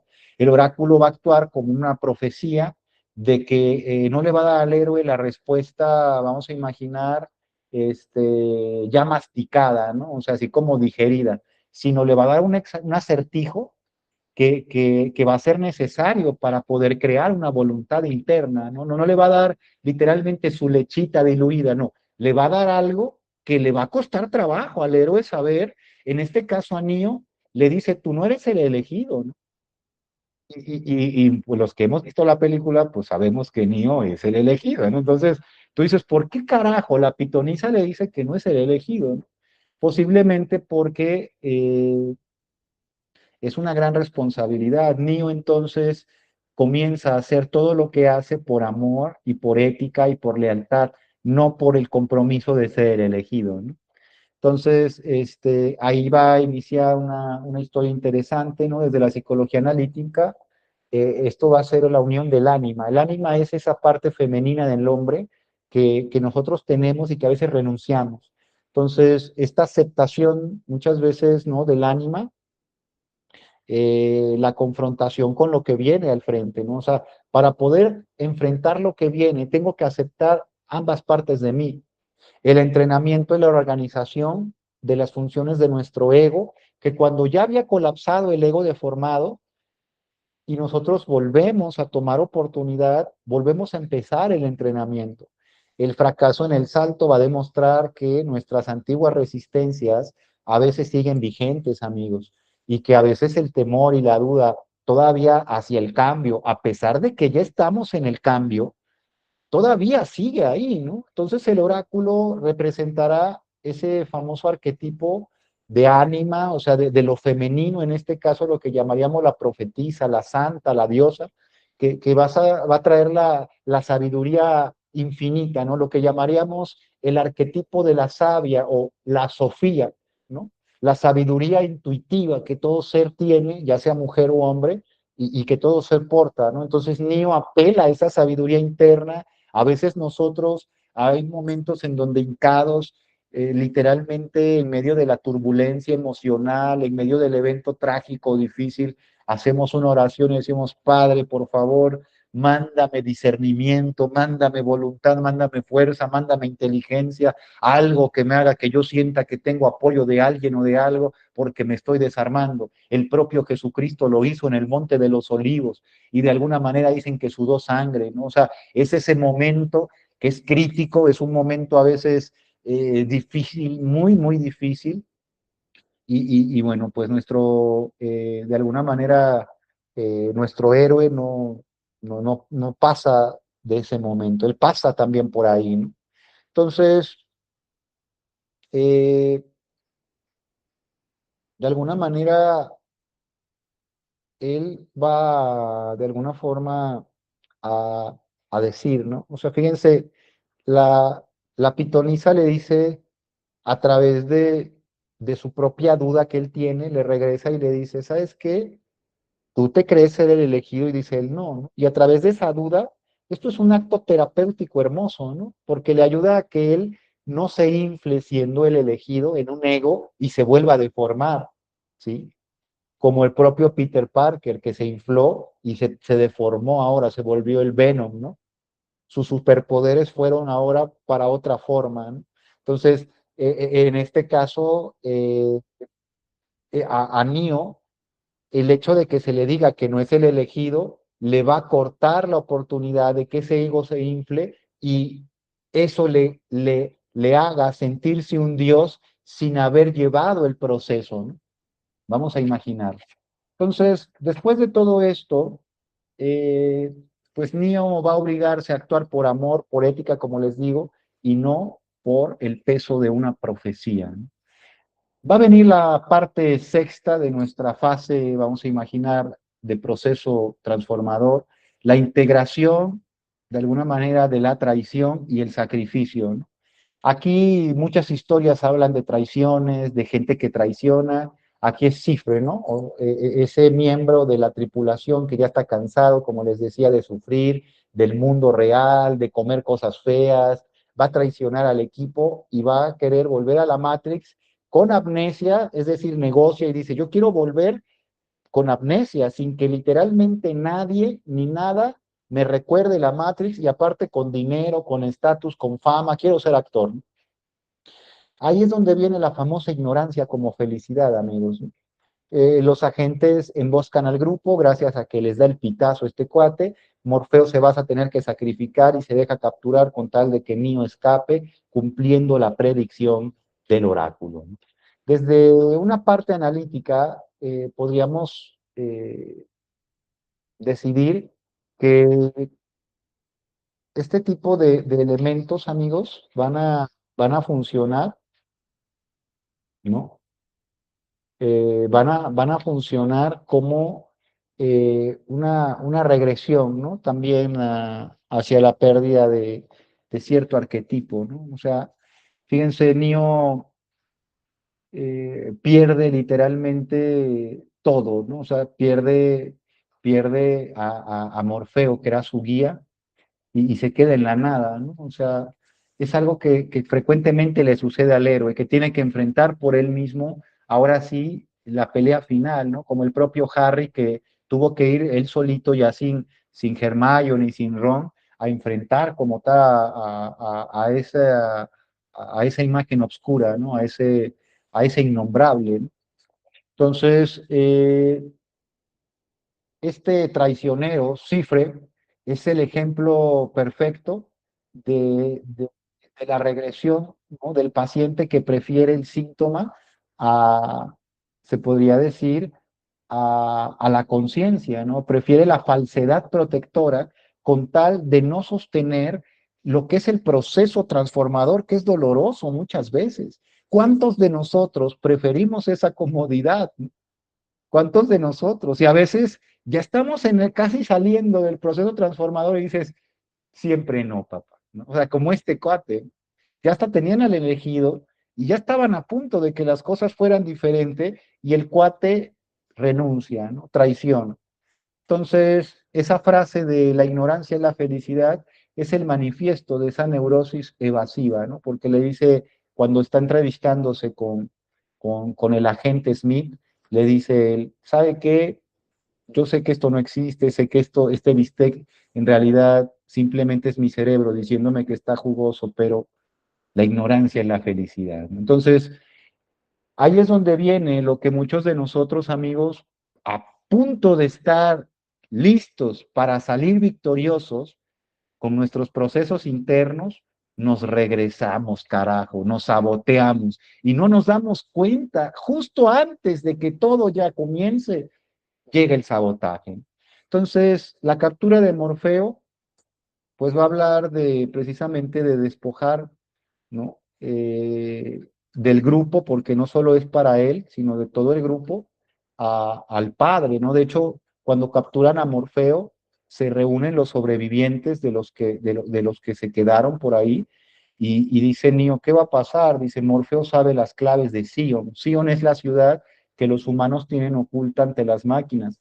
Dice, Morfeo sabe las claves de las defensas y de alguna manera ellos ahorita le dieron como un suero de la verdad y pronto va a hacer efecto. Lo mejor que podemos hacer es literalmente matar a Morfeo, o sea, desconectarlo. Entonces ya están a punto de hacerlo, le dicen, Morfeo, tú fuiste un padre como para nosotros, un líder, un guía, cabrón, o sea, ahí nos vemos, güey. Están a punto de desconectar a Morfeo y dice Neo, no, le dicen, no, no, ¿cómo no, güey? Si no las máquinas van a destrozar lo demás. Y dice él, debe de haber otra forma. Y dice, no hay otra forma, no existe otra forma. Y dice, Morfeo creía en mí. Yo debo de creer que hay otra forma. Ahí es donde nace la famosa creencia en nosotros mismos. Esa creencia de decir, a veces es una creencia que alguien más nos da, a veces nuestros padres, a veces nuestra pareja, a veces nuestros propios hijos, ¿no? Yo creo en mi papá, yo creo, y por eso salimos adelante, ¿no? Entonces, el yo de niño a veces ya en ese momento no se puede sostener por fe, pero necesita sostenerse por algo que sea el mismo, ¿no? Entonces ahí es donde viene precisamente toda esa etapa de, de, de, en lugar de desconectar a Morfeo, ¿no? Neo decide regresar, o sea, conscientemente a la Matrix junto con Trinity para rescatarlo, ¿no? O sea, llega la parte, vamos a imaginar, efervescente de la película y es donde de mis partes favoritas, porque Neo se envalentona, Trinity pues ya era una maestra, se podía decir, de la Matrix y Neo pues todavía no, ¿no? Pero él ya había probado y Morfeo ya le había dicho, ¿no? ¿Sabes qué? ¿Por qué te gané? Porque cuando estaban entrenando, le dice Morfeo, le gana, ¿no? Le dice, ¿por qué te gané? Le dice, ¿por qué eres más rápido? Dice, pero la rapidez realmente es que sea rápido o es que tú crees que soy rápido. ¿Realmente es oxígeno lo que respiras? Le dice, ven de nuevo, ¿no? O sea, le vuelve a poner como diciendo, acuérdate que esto no es real. Y le dice, tú puedes ser más rápido. Y Neo empieza a ser mucho más rápido y le gana a Morfeo en ese momento, ¿no? Entonces Neo, teniendo esa experiencia previa, se envalentona y dice, de aquí soy, papá. Va con Trinity y llegan a una oficina, que es una oficina gubernamental, y precisamente le dicen, esto Nanti nunca lo había hecho. Y dice Neo, por eso va a resultar, porque nadie se había atrevido, ¿no?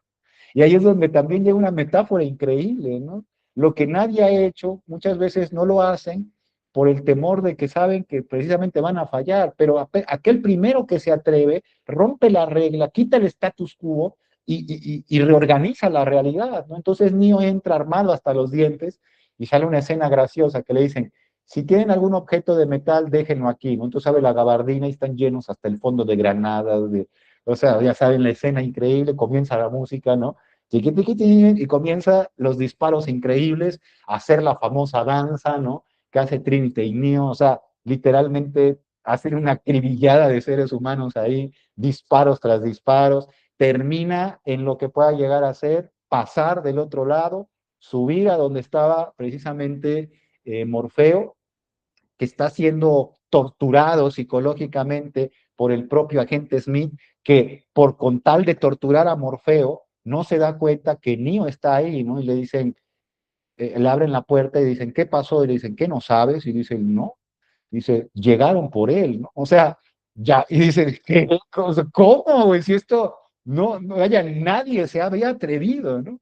Entonces, de alguna manera, tras la espectacular batalla en el lobby del edificio, logran salvar a Morfeo, amigos. Sin embargo, al intentar escapar por un teléfono público por ahí, el agente Smith embosca a Neo en un pasillo, le dispara repetidamente en el pecho y Neo cae literalmente, ¿no? En el suelo, muerto, ¿no? Ya sea en entorno virtual también, y sus signos vitales se detienen en el mundo real. Entonces, literalmente Neo ha fallecido.